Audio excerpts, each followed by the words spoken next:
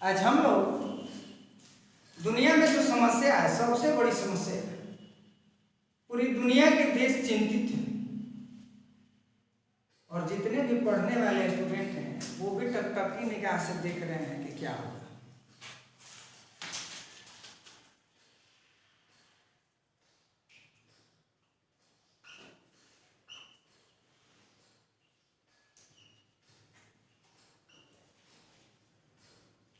तालिबान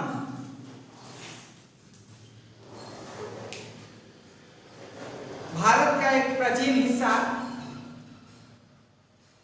जो विभाजन के बाद अफगानिस्तान के नाम से जाना जाता है। उस देश के बारे में हम लोग बहुत कुछ जानते हैं और पढ़े भी हैं और आगे जानेंगे, लेकिन आज का जो वहां का हालात है, स्थिति है, उस पर हम चर्चा करेंगे। तालिबान क्या है, तालिबान का भारत से संबंध क्या है, क्या भारत सरकार तालिबान से बातचीत करेगी, नहीं करेगी, अफगानिस्तान में तालिबान सरकार को मान्यता देगी, नहीं देगी, इसके बारे में हम लोग आज बहुत अच्छी तरह से डिस्कशन करने वाले हैं। अब सभी दर्शकों से अनुरोध है कि मेरे वीडियो को देखकर शेयर अवश्य करें, शेयर अवश्य करें। इसके बाद अगर आप लोग सब्सक्राइबर की संख्या जितनी तेज बढ़ाएंगे, आप लोगों को लाइव क्लास में उपलब्ध कराने वाला हूं। लाइक करें और साथ में आप लोग कमेंट अवश्य करें, जो भी अच्छा बुरा जो भी अच्छा लगे या कोई सजेशन देना हो तो कमेंट जरूर करें। इसके नाम से ही कमजोर दिल वाले कांपने लगते हैं। एक खूंखार चेहरा, बड़ी बड़ी दाढ़ी, हाथ में AK-47 वाला शख्स आता है। तालिबान का नाम मतलब यही है, खूंखार चेहरा, यानी एक चलता फिरता मौत का ताबूत। हमने पढ़ा है महमूद गजनवी के बारे में, गोरी के बारे में, ये भी उसी अफगानिस्तान से। गजनवी एक शहर है अफगानिस्तान में। काबुल, कंधार और मकरान हेरात ये भारत को दहेज में मिले हुए थे।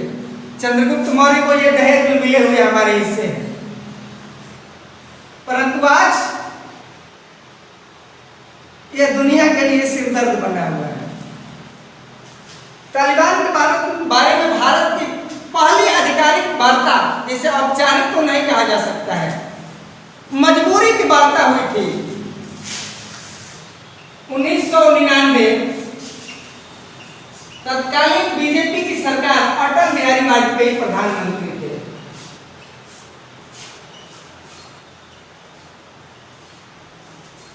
स्वर्गीय अटल बिहारी वाजपेयी इस सरकार के मुखिया थे, अगुआ। इस समय पहली वार्ता तालिबान से हुई और वो शौक से नहीं हुआ था, मजबूरी से हुआ था। हमारे देश में गद्दारों की कमी नहीं, क्योंकि भारत में सत्ता के लिए आतंकवादियों को भी सत्ता में शामिल करा लिया जाता है। मैं दर्शकों को बता दूं कि आप लोग सुने होंगे रूबिया अपहरण कांड। रूबिया अपहरण कांड, कश्मीर का यह कांड बहुत चर्चित रहा। अपनी ही बेटी को अपहरण कराना हमारे देश के नेताओं का एक खेल। आप लोगों के सामने अगले एपिसोड में पर्दाफाश करूंगा इसका। एक विमान काठमांडू से उड़ान भरता है, काठमांडू से उड़ान भरता है दिल्ली के लिए, लेकिन इस विमान को हाईजैक कर लिया जाता है। विमान अपहरण को हिंदी इंग्लिश में हाईजैक कहा जाता है और इसे कंधार ले जाया जाता है, कंधार। और इसके बदले में भारत सरकार से वार्ता होती है। मसूद अजहर और उसके प्रमुख 2 साथियों को भारत सरकार को छोड़ना पड़ा। जो आज भी आतंकवादी घटनाएं होते हैं भारत में, उसके जिम्मेवार यही तीनों होते हैं। इसमें कहीं ना कहीं भारतीय नेताओं का भी योगदान रहा इस अपहरण में। भले आज खुल के कोई नहीं बोलता है, लेकिन हकीकत यही है कि कि भारत पर जब भी हमला होता है, भारत जब गुलाम बनता है या भारत के साथ कोई परेशानी आती है, तो भारत के नेताओं या भारत के प्रबुद्ध लोगों द्वारा विश्वासघात किया जाता है। ये विमान अपहरण कांड होता है और काबुल के कंधार में विमान को उतार दिया जाता है, अफगानिस्तान के कंधार शहर में। और यहीं पर पहली वार्ता होती है भारत सरकार और तालिबान के बीच। तालिबान इन पाकिस्तानी आतंकवादियों अर्थात पाकिस्तान का जो गुप्तचर विभाग है ISI, उसको खुले तौर पे आतंकवादियों का सरगना कहा जाता है, आतंकवादियों का ग्रुप। यह गुप्तचर का काम कम करता है, मानवता के खिलाफ ये ISI काम करता है। ISI जो तालिबान के साथ मिलकर ये विमान अपहरण को अंजाम देता है। अल-कायदा जैसे मुजाहिदीन, तरह तरह के आतंकवादी संगठन है पाकिस्तान में, लेकिन इन सबको चलाने वाला जो वास्तविक चिप होता है वो ISIS का चिप होता है। ये ISI पाकिस्तान की खुफिया एजेंसी, आप लोग जरूर जानेंगे।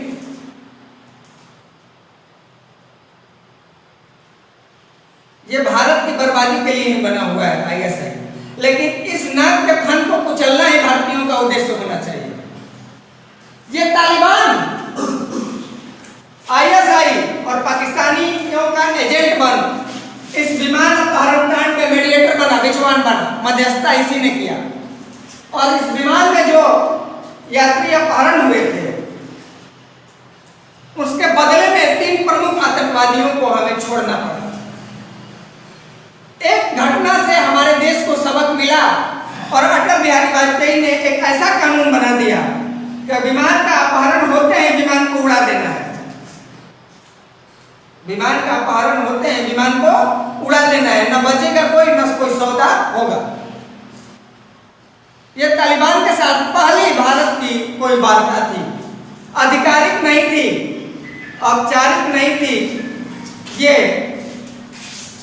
ना चाहते हुए की गई वार्ता थी। तालिबान से किया गया पहला वार्ता भारत सरकार का कंधार विमान अपहरण का। 1996 के बाद तालिबान वहां सत्ता में आता है, भारत सरकार वहां से अपना राजनयिक रिश्ते बटोर लेता है, समेट लेता है। फिर 2001 में अफगानिस्तान में अशरफ गनी की सरकार आती है। अशरफ गनी ना कहा जाए, यूएसए द्वारा घोषित सरकार, अमेरिका द्वारा घोषित सरकार आती है और 2001 में भारत के रिश्ते फिर से अफगानिस्तान से जुड़ जाते हैं। अफगानिस्तान सरकार से बहुत सारे बात होते हैं। महत्वपूर्ण चीजें आप लोगों के लिए है, भारत सरकार 3 अरब डॉलर का निवेश किए हुए हैं। 3 अरब डॉलर का अफगानिस्तान में निवेश करके रखा है। अफगानिस्तान का संसद भवन हो, सलमा डैम हो, वहां पॉलिटेक्निक कॉलेज हो, या वहां की चमचमाती सड़कें, स्कूल, हॉस्पिटल, सिंचाई, कृषि में नवाचार या और अन्य तरह की मदद हो, सभी में भारत सरकार ने दिल खोल के मदद किया है अफगानिस्तान का। लगभग 20 वर्षों तक भारत अफगानिस्तान के रिश्ते बहुत मधुर रहे। इन रिश्तों से सबसे अधिक जलन होती है पाकिस्तान को, और इसका मौसेरा भाई ना कहें हम लोग, इसे स्टेप डैड बोले। क्या बोले? Step dad China. पाकिस्तान का स्टेप डैड कौन है? चाइना। रियल डैड तो हम हैं। इसके स्टेप डैड को भी प्रॉब्लम आने लगी, यानी इसके सौतेले बाप को, असली बाप को नहीं, यह सौतेले बाप को मानता है।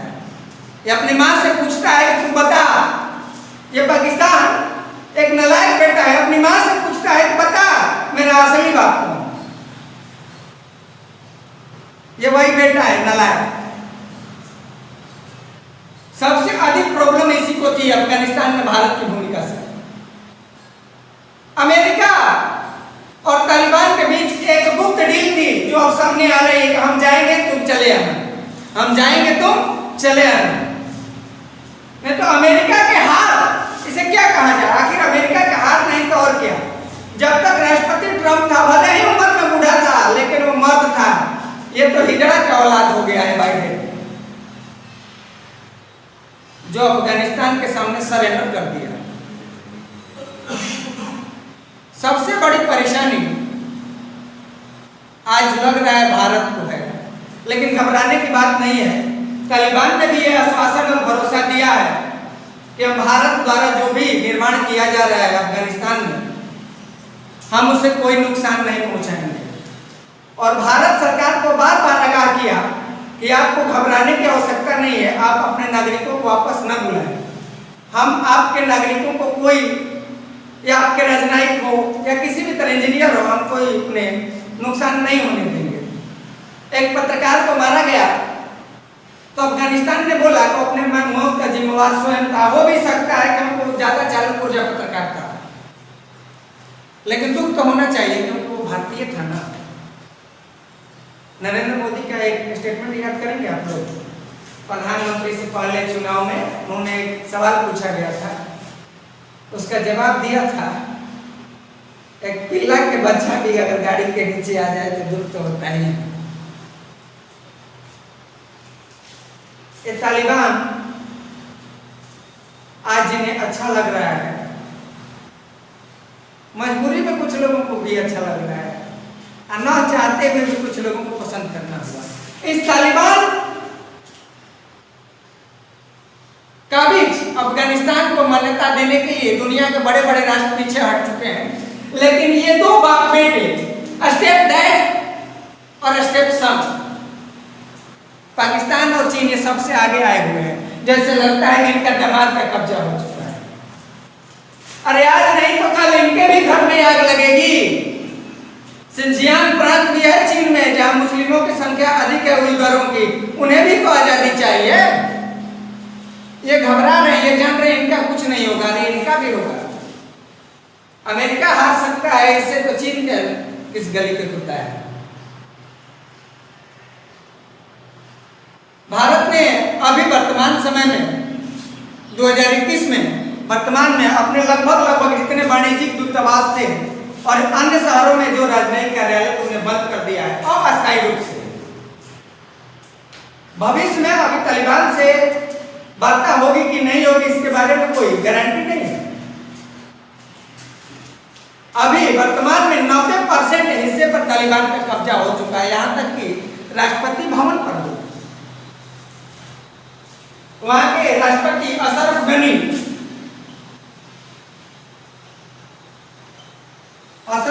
देश छोड़ के भाग चुके हैं। अशरफ गनी को अमेरिकन कॉन्ट्रैक्टर कहा जाता है, यानी अमेरिका द्वारा थोपे गए राष्ट्रपति। फिर भी ये लोकतंत्र को चलाते थे, लोकतंत्र को लेकर चलते हुए थे।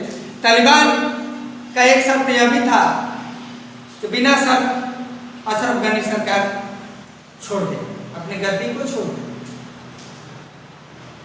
अशरफ गनी देश छोड़ के फरार हो चुके हैं, तालिबान कब्जा कर चुका है। भविष्य में किसको कमान मिलेगी, कौन राष्ट्रपति बनेगा या क्या होगा, अभी कोई तय नहीं।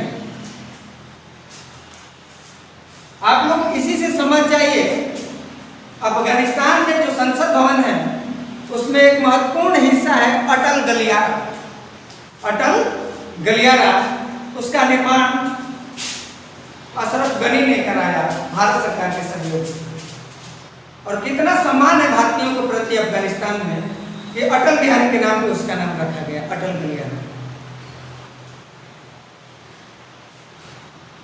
आज का अफगानिस्तान के भविष्य के बारे में कुछ नहीं कहा जा सकता है क्या होगा, लेकिन भारत सरकार कुछ दिनों पहले दोहा में तालिबान के साथ अनौपचारिक वार्ता किया है, भारत के एक वार्ताकार ग्रुप समूह ने अनौपचारिक वार्ता की है, जिसका अभी भारत सरकार ने ऐलान नहीं किया है।